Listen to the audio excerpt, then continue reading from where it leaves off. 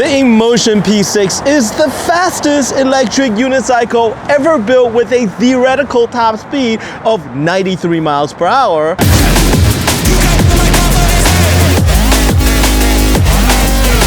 But no one had reached that top speed, including the professional racer that InMotion had hired to test this wheel.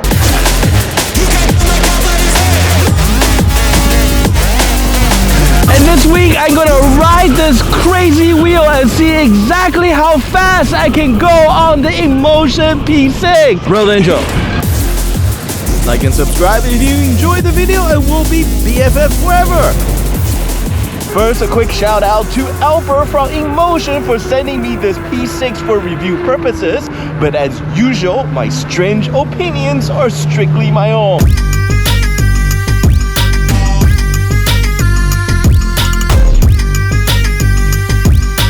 To kick things off, I'm going to start by telling you why this may be a terrible idea. On a self-balancing vehicle like an electric unicycle, the motor draws from the same limited pool of power output for balancing as it does for acceleration and things like overcoming wind resistance at high speed. Unlike a traditional 2 or 4 wheel vehicle where upon reaching its maximum acceleration, a car or a motorcycle would simply go no further, on a self-balancing vehicle, reaching that top speed also means that it will start taking power away from the act of self-balancing, which would lead to a cutout and the wheel dropping your sorry ass of the pavement at said maximum speed.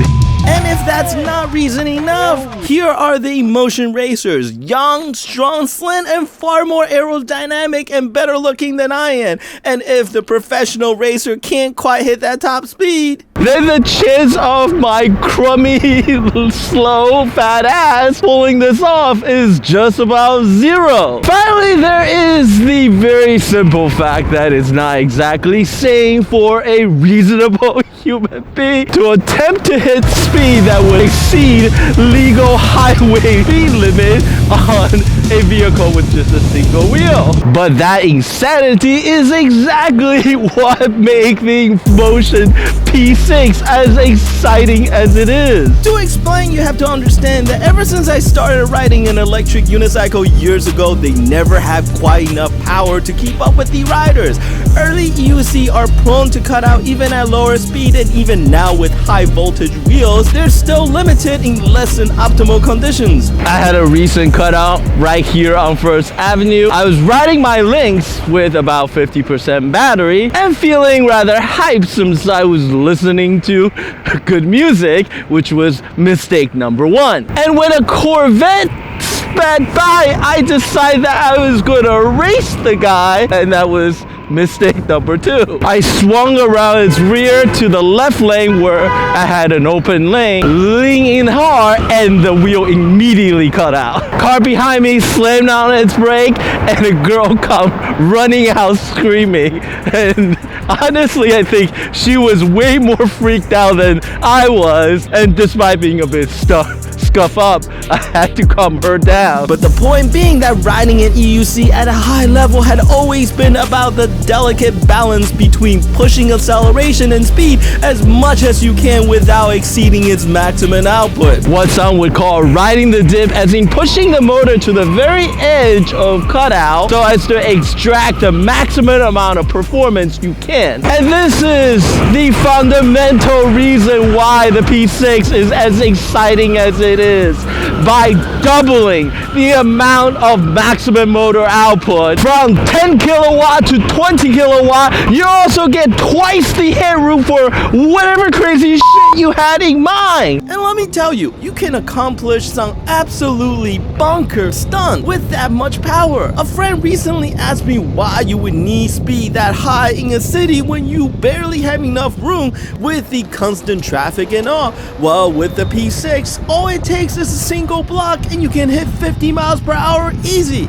And thankfully, the P6 brakes with just as much confidence and authority as it does with acceleration. Although I have been told that my insane 10-degree forward pitch can lead to wobble during hard braking at higher speed. Now, if you see my initial impression, you probably noticed that I had substantially changed my pad setup. In the past, I'm more used to putting the majority of my weight in the front half of the pedals to help with acceleration. But what I find with the P6 instead is that I need better support for a steeper lean. Instead, I shifted my foot further back, pitched the wheel forward by 10 degrees in order to maintain the same forward weight bias while improve support for my weight and my knees in a more aggressive lean. I use the power knob for low-level acceleration and fine control, but if I want maximum output, then it's time to kneel at the altar of speed with both knees on the front pad and pivoting my weight forward. I can assume the dive position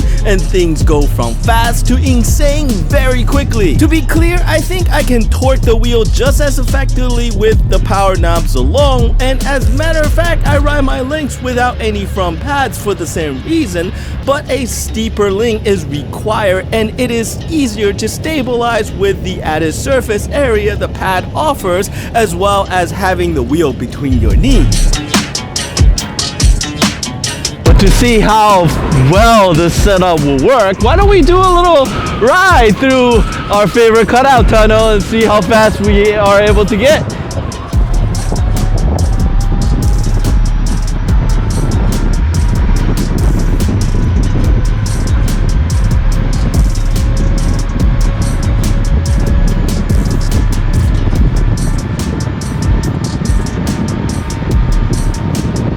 71 miles per hour, and that's just me feeling things out and not leaning particularly hard. A taste of the true potential of the InMotion P6. I also did notice a slight wobble towards the end doing braking. Here's the known issue with the extreme forward pitch and essentially a reverse rake angle, and why the P6 was factory configured to limit the pitch to no more than 10 degrees, since the tester found out the hard way that more extreme pitch angle exacerbate the wobble and end up causing crashes.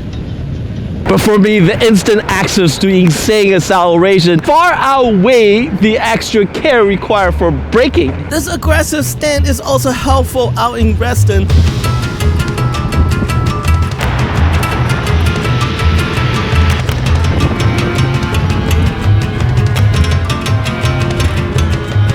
Where higher cruise speed is a norm to keep up with regular traffic flow, and the additional stability necessary to deal with the unpredictable and stronger wind forces common to the open parking lots through suburban landscape. And the additional power of the P6 means that I can confidently overtake even at 50 to 60 miles per hour. Always helpful to have that extra burst to deal with aggressive or inattentive drivers. But to test out how fast I can really go, there is no better place than the cutout tunnel back in New York City. So then, because of its invitingly smooth pavement and deceptively plain interior, so as to lull a rider into thinking that they really aren't going as fast as they actually are, and at least in the early days of EUC riding, there were certainly plenty of cutout crashes inside this tunnel. But with the P6, the only limitation here is my nerve and willingness to go as fast as this wheel is actually capable of. Alright, let's try for a speed run. Before the tunnel gets filled up, I see cars ahead. The acceleration up to 50 miles per hour is blisteringly fast as expected, and the P6 hits it right at the entrance, giving me plenty of room to feel it out and to push it further.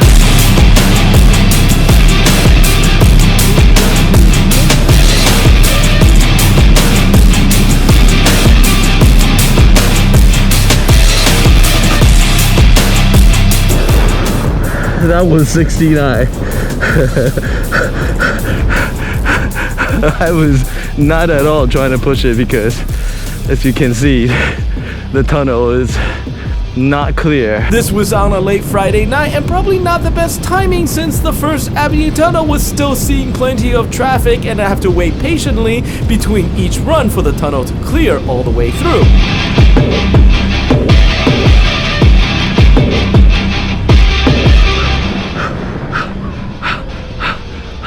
That feels a little bit faster. 74. And I continued to try pushing, and I was getting slightly faster with each run, but it was also getting scarier as the speed continued to ramp. But eventually I got tired of waiting for the traffic to clear and call it quits with a max speed of 76 miles per hour.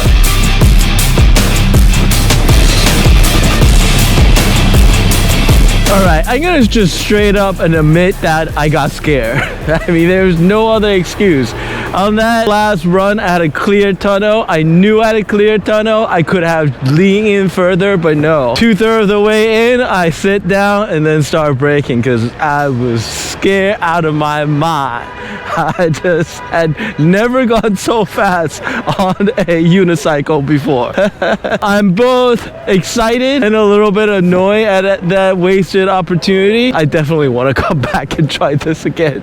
It's annoying having to keep waiting for traffic to clear. This being New York City, there is plenty of cars, even 10 p.m. at night. And my original hope that the tunnel will be relatively clear for me to do these runs did not work out. But I haven't given up yet. 76 is not enough. I know this wheel can give me more. Several days later. All right, it's Sunday morning, and as the faithful all head to their respective churches and temples, here is my cathedral to speed. This is going to be my last chance at hitting top speed on the P6. Being Sunday morning, this is the only time when there's not a lot of traffic on First Ave. But if you can't tell, I am also terrified. So let's see.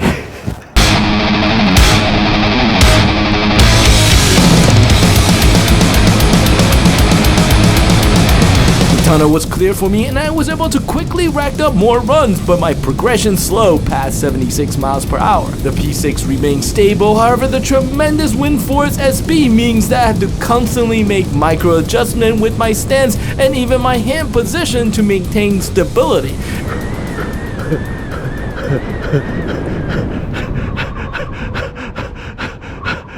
That was terrible. That was terrifying. And on top of that, I lost speed tracking on my phone and the record of how fast each run was. But after 5 more tries, I was only able to squeeze 1 more miles per hour as compared to my prior attempt. Not at all a satisfying ending. So of course, I have to do one final run where I give it my all.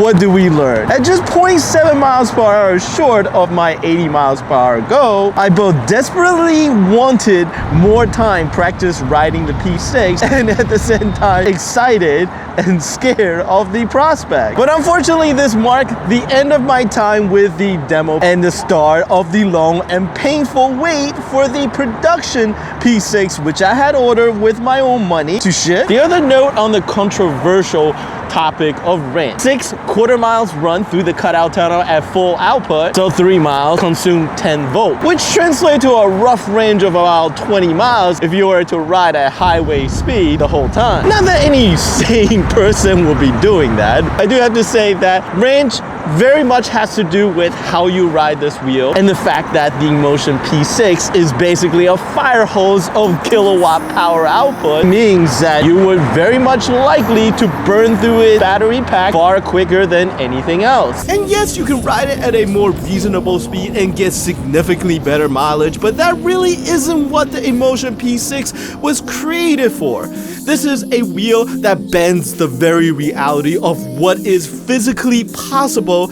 and to experience it is an absolute revelation. There are no limits. Electric unicycle can and will get even faster.